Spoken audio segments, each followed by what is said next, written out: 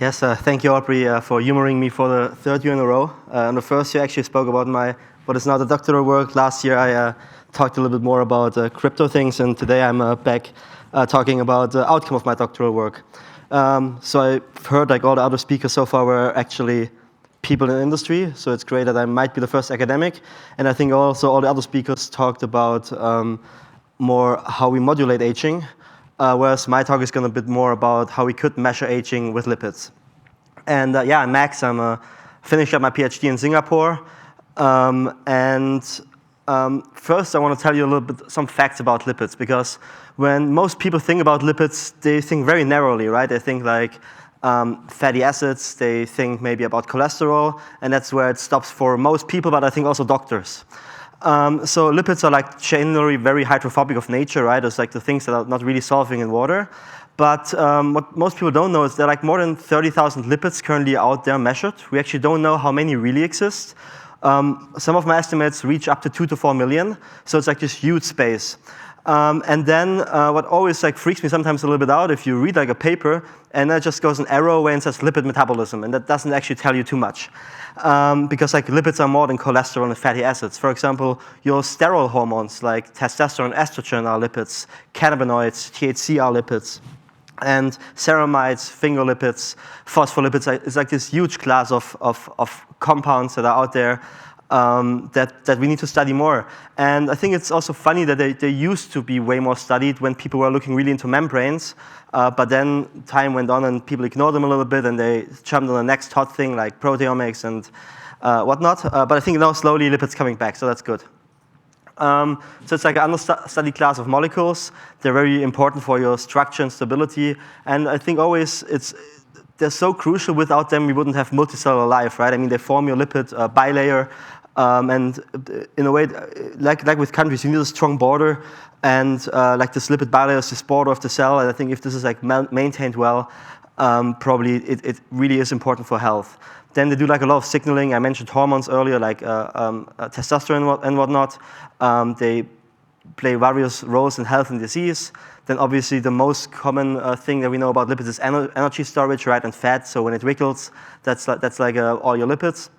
But then also internally in the body, but also externally, we use them like for transport and delivery, right? And I think lipid vesicles and like in the last years, lipid nanoparticles have become like very, very important in the field of the life sciences. And we know they do change with age and disease, right? The various different lipid classes, they're different when you're young or when you're a teenager than like when you're older. And people have proposed them as biomarkers previously of aging. They're used or like experimented with as biomarkers of cardiovascular disease, Alzheimer's, and any other disease that you actually can imagine. So we know they play those roles that are important. And in the world of aging biology, like aging clocks have become like very prominent, right? Through the initial work of Steve Horvath, and everybody went on the methylation. Now people look more into proteomic clocks and transcriptomic clocks and more metabolomic clocks. And but nobody's really like focusing on lipids. And I figured when I started my PhD, well, that's probably like a good place to play around in and started looking at that. And in 2022, we like published like the first work on that, just like a proof of principle in worms, where we trained like one of those aging clocks to see if it could actually predict or differentiate between fast and slow aging worms. And we did it by training like on wild type, normal aging worms, and then just tested on like worms that age faster because they had more oxidative damage, and like calorie restricted worms. And we found a pattern that made sense, right? The caloric restricted worms, they like age slower, and the ones with more damage age faster. So that showed us in a way, okay, this can work with the lipidome. And what we really found is like that ceramides have very significant loadings and values in the worm clock. And I'm telling that because later I'll come back to that. But obviously the question is really, does this actually work in humans? Because I mean, that's what we all are of the worm. I mean, it's great that we can make worms live longer, but I think ultimately it's that we ourselves want to live healthier longer. And then the first problem that we had is like, where do you actually find large-scale lipidomic data? Because lipidomics, I would think, is like where proteomics was 10 years ago, right?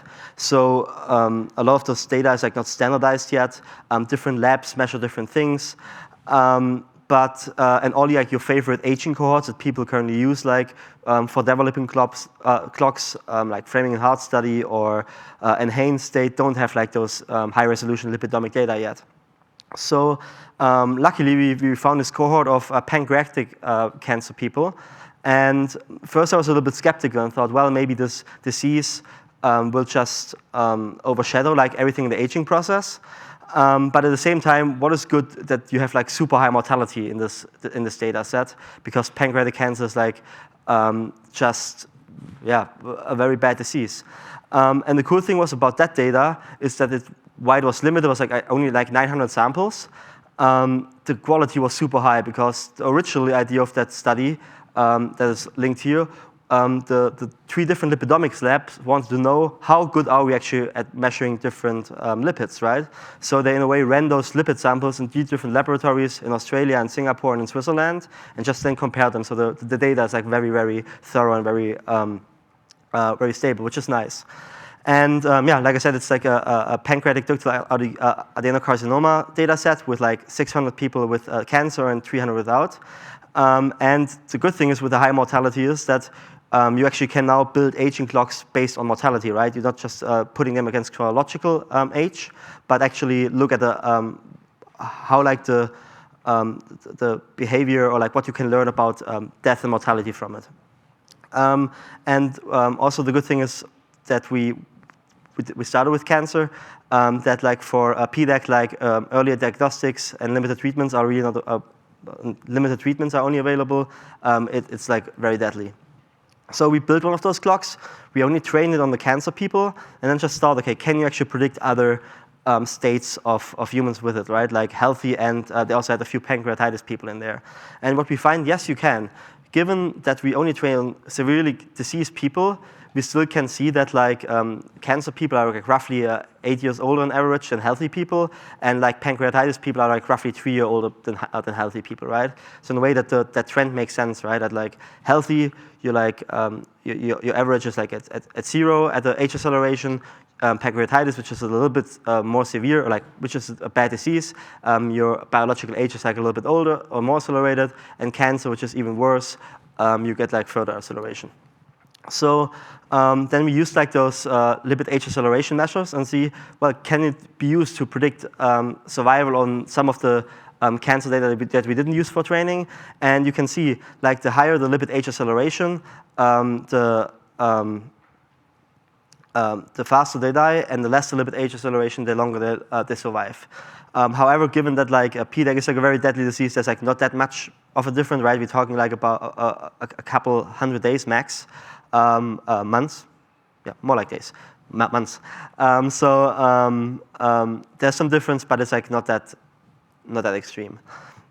On the other hand, what you can see here is like, I don't have a pointer. What you can see roughly at around the at the lipid age accelerator of 0, you have like a cusp. So in a way, everything that is higher than that lives shorter, and everybody who has like a lower lipid age than that lives longer. So we figured, okay, if you could just binarize it, and if we just say, instead of like talking about the exact lipid age acceleration, we just talk about positive or negative lipid age acceleration. And then we actually get a much stronger signal and really get like a predictive or like prognostic data on like those people that have cancer, and really see that people that have like lower live longer than the people that have accelerated aging. More example, what is interesting is like, given that the disease is so severe, chronological age almost doesn't matter, because it's like whether you have like 40 and you have PDAC or like 60, your survival chance is like pretty much almost the same. And we see that lipid age acceleration is larger than that. But what is more interesting, the currently most used biomarker for prognostic PDAC is like cancer antigen 99. And we wanted like to see how we perform compared to that, right? And we're not as good at it. But what is interesting, if you build a model that only includes like the cancer antigen 99 and our binarized lipid age acceleration, you see they have both very high hazard ratios. In a way, what that tells you is like they're not very much correlated. It's like they kind of measure different things in the organism. So like they're like complementary to each other. And that helps us probably that we can learn something about the disease itself from the lipid profile. And then if we look at the lipids that are like most dysregulated and have like significant different values between or like in our aging clock, the top 7 is interesting. We find all of them have like previously been linked to diseases or longevity or centenarians. And that was actually really cool to see. We went like through literature and just looked at the hits that we got that are significant, and you find them like they are like, a lot of those lipids are like either protective, like in centenarians, or like play a role in familial longevity and whatnot. So that's nice to know because that way we can link it to biology and think that makes sense, right? And I think that's always a little bit of a drawback of those methylation clocks. It's like, yeah, they're precise and they're accurate, but linking it back to biology is way harder with them because you have just so many more epigenetic sites. It's really hard to interpretation. So I think that's the cool thing about metabolites and lipids, that you can just link it back to biology. What we then also tried is like, we thought, well, if we compare like the lipidome of very young people, like a median age of 35, and the older cohort with like an average of 72 years, and then we also compare all the people with cancer who have like high lipid age acceleration, low lipid age acceleration, and then like just do like a pathway analysis in a way and see what is dysregulated. We find in both cases that sphingolipid metabolism is like standing out and is like super dysregulated. And the way we thought about it is like, well, it seems like that almost this sphingolipid signature is like, given it's there in aging and in this disease, is like that maybe cancer is like somewhat like on the lipid level is like compressing all this this aging dynamic into it, right? And generally, if we like analyze what kind of other metabolic pathways our lipid clock is measuring, we find apart from sphingolipid metabolism, we find glycerol lipid metabolism, glycerophospholipid metabolism, steroid synthesis, and a few other ones. So it's not the full spectrum of lipids, but at least it covers like with the 70 lipids in there, it covers like a wide spectrum of like metabolic activities. And moreover, given like sphingolipids are like very involved in inflammation and immune responses, we kind of assume that probably what our clock is measuring is also like inflammation and immune response or inflammation related. And moreover, a lot of the sphingolipids, like sphingolipid is like the main class, that they have various subclasses, and we get a lot of strong hits on ceramides. And ceramides, I mean, there are papers out there that claim ceramides are like the new cholesterol. They're very actively researched, and there might be like a signature in there that warrants maybe a ceramide or sphingolipid clock in the future. Moreover, during my studies, I was Jakim reached out to me. He's like he now defended his master's, but he was like looking for like a master thesis and wanted to go abroad. And Brian said, "Yeah, sure, come over." And he was also interested in lipid clocks, so he was also looking for some data. And he found like this cool data set of lipids in the brain. It was like untargeted metabolomics, and it was like a few years old, but he was able like to build like a lipid clock on the healthy ones, and then he had like samples in there on schizophrenia and autism and Down syndrome, and we got a fairly good signal on people like with autism, that they seem to have like significant age acceleration. And what was interesting, once he like looked through all this data, like a few classes or few molecules, dolichols are they called, really stood out. And what is interesting is like 20 or 30 years ago, there were like a few papers that claimed dolichols are biomarkers of aging. And then nobody really studied them anymore. So Jakim found them, and they're like various of them, and like the biggest hits are all dolichols. And we see also like increasing with age, and they seem to be predictive, at least some part of like some neurological diseases. So it's good that we see it also like works in other tissues. So with that in mind, I always think like some of the biggest blockbuster drugs are target lipid metabolism, right? I mean, lipid-lowering drugs is like a multi-billion-dollar industry. And the question is always, are there actually more lipid blockbusters out there, right? I mean, could pharma really harness all this lipid universe a bit more and build better drugs again? And if you think about it, it's like most of the lipid universe we don't even know yet. It's like super underexplored. Sure, we have like our lipid-lowering drugs that target cholesterol and triglycerides, a little bit about rare diseases, and then like whatever now, lipid-based drug delivery systems. But there's like this huge dark matter of the lipid universe with like more than 350 classes where we don't know much what they know. And we probably should figure out what they do because I think they're important to aging and they should be illuminated. And I think Alex Jaronkov last year published a paper where they actually started using like the lipid clock, the aging clock framework to actually like find out new targets and identify them. And I think maybe the lipid clocks could help illuminating the dark matter of the lipid universe in a similar approach. So I think that's exciting. So the few takeaways from those 15 minutes is like that the lipidome can be used to predict biological age, like other omics can be too. Lipid aging clocks can be prognostic biomarkers, in our case for cancer. We're currently looking at testing it out in a few other cohorts as well. And we actually can use very severely diseased cohorts to build other clocks, which is cool because there's way more disease data out there than there's healthy data. So integrating that, we actually might just multiply the databases that we currently use to develop aging clocks and probably get better signals. And then lastly, sphingolipid metabolism is very dysregulated, and in aging and cancer, dynamics seem to be similar, so probably more research on that is warranted. And with that in mind, I want to acknowledge my supervisors like Brian, Jan, and Morten are actually here. They're talking, I think, later today and tomorrow. They're doing cool stuff. You probably should listen to them. And all the other people who helped me during my PhD as well and always listened to me and guided me. I'm very thankful for them. Thank you.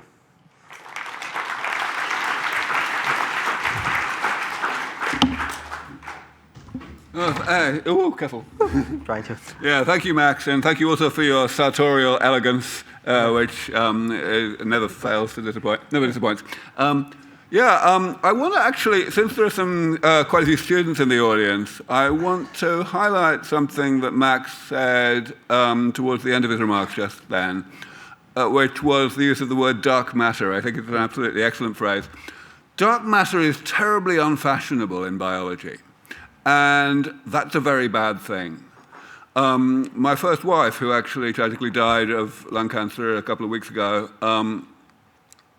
was my inspiration for coming into this field, but she didn't exactly do it on purpose. She kind of, she did some of it on purpose in the sense of, teaching me a whole bunch of biology by accident, but she also exemplified the view that biologists in general have of the biology of aging, or used to have back then, which was that it was essentially a haven of mediocrity.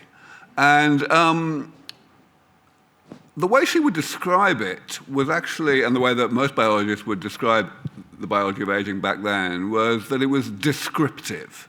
And that sounds like a compliment, but it's not. It was meant as an insult. Like, no, you couldn't do hypothesis-driven work and all that kind of thing, right? So this is the kind of work, this exploration of dark matter, that is still very unfashionable in biology. And anyone here who is still at this stage of their career where they're thinking about what to do unfashionable things, please.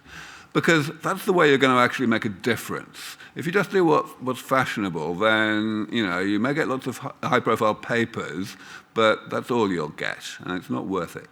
So, questions? Thank you, Max. A very nice talk. I was just wondering the reasons behind the accumulation of certain molecules like ceramide, for example. Would you consider that due to the changes or differences in the metabolic pathways, like, for example, the acid ceramidases? Would they be like the deficiency mechanisms, or what is going on in the aging? That is a good question. I even think that's actually almost depending on the tissue, and I don't have a clear answer on that, if it's like what exactly goes wrong. Because I mean, it's like, if you look at like all the surrounding parts of lipid metabolism, right? It's like, there are like so many junctions in there and so many things that like do circles and whatnot So I think it's always like a little bit hard to fully decipher. But I want to look into it more because it is important, but it's just metabolism, right? And then I think Aubrey always says metabolism spaghetti code in a way, right? And I think lipid metabolism is like the spaghetti carbonara code or something like that. You know? I'll try and remember that. I think there's a question at the back. Yeah, very nice presentation. And kind of following on that, these sphingolipid pathways are very important in Parkinson's disease, where GBA mutations are one of the biggest risk factors. And because of that, we did some simulation work several years back looking at distributions of sphingolipids within the cell, and find that in the GBA mutants, you actually get different levels of the different lipid species distributed around the cell in the mutation carriers compared to what you do in healthy controls. But we ran into some limits trying to do a collaboration with Dr. Wade Martins at Oxford, where he attempted to do lipidomics on patient iPSCs to validate some of these. And I'm wondering, are you looking at all at subcellular fractionation of these lipids, and have the technologies in that regard improved at all over the last 5 years or so? So number one, I'm just a computational guy. I'm a monkey on my keyboard. What you just said is very interesting, right? I mean, sure, you have like your lipid membrane, right, and it's around the cell, and then each of your organelles has like its own membrane in a way, right? I currently don't look at that. I mean, the blood or the data I got here is like all from plasma. So I cannot tell you where like those lipids exactly come from. Like from which cells. It's like just like more like a systemic measurement. But yeah, I agree. We probably should people should work on building tools for measurements of like precise subcellular components and analyzing them on not only on the lipid level but also on the proteomics level and whatnot. So the limit is still there. The wall that you hit is still there. Hi, Aubrey. Hi, Max. Can you guys hear me? Yes. First of all, if I just want to address a point to Aubrey's point, and then I have a question for you, Max. Great talk, as always. You raised the idea that our future scientists, our students, need to start thinking about dark matter, about research that interests them, that maybe isn't trendy. I absolutely agree with this, because that's where all the magic still is. But we need to be able to fund it. And untrendy research isn't funded. And so this is kind of a pitch to our investors, our donors, anybody who's on funding agencies. We need to still allow for this, I suppose, non-priority driven research to happen. Yeah, Emma's so right. I mean, of course, Max was funded, but he was funded just for his PhD, which doesn't take all that much money compared to what we've been talking about. So yeah, Emma actually is very much amplifying what I said here. And question, Max. So you showed on one of your slides that people with autism had a higher rate of aging with this lipid clock. Do you see this in other types of clocks with people with autism? Good question, Emma. I don't know. I know there's like one we also had some Down syndrome people in there. The thing is, we just had like 5 samples of Down syndrome, and they're all like vastly accelerated as well. And I know that the glycan age clock, I think, got like some data on Down syndrome as well. Autism, I currently don't know. Yeah.